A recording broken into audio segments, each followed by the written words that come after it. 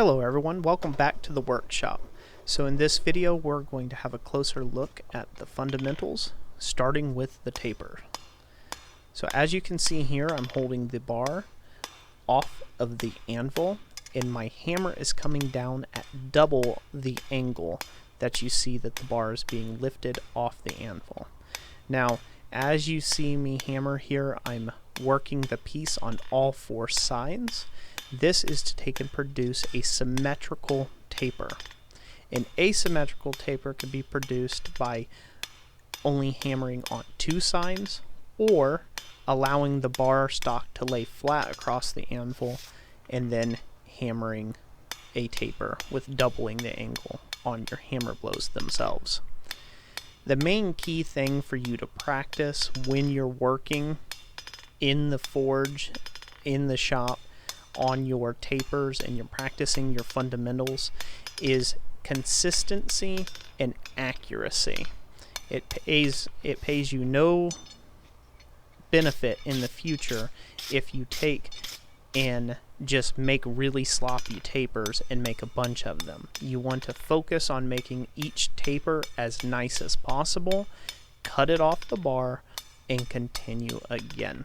So as you can see here, I'm just planishing up the tapers and you can see how shiny the little flats are there and they are even.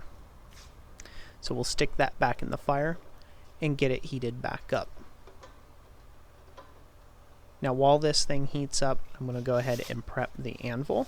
This is just a good way of orchestrating your process by putting the hot cut hardy back up on top of the anvil and prepare to take my next heat here and cut the piece off.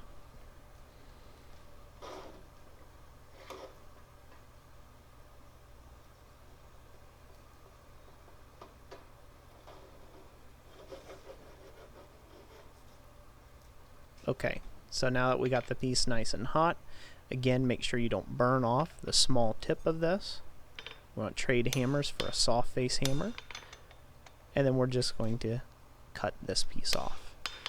I like to cut to center when I'm doing repetitive processes like drawing out symmetrical tapers.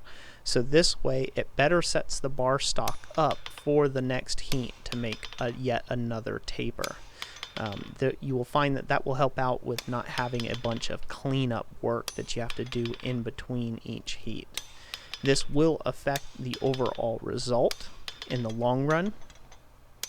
If you are cutting off to just one side, then you have to bring that taper back. So again, cutting to center and then breaking it off like this is my preferred method there.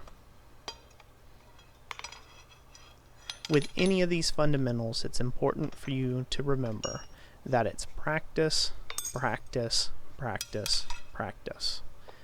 Get your piece cut off. If you've made a bad taper, no big deal. Just cut it off, make another piece, and continue.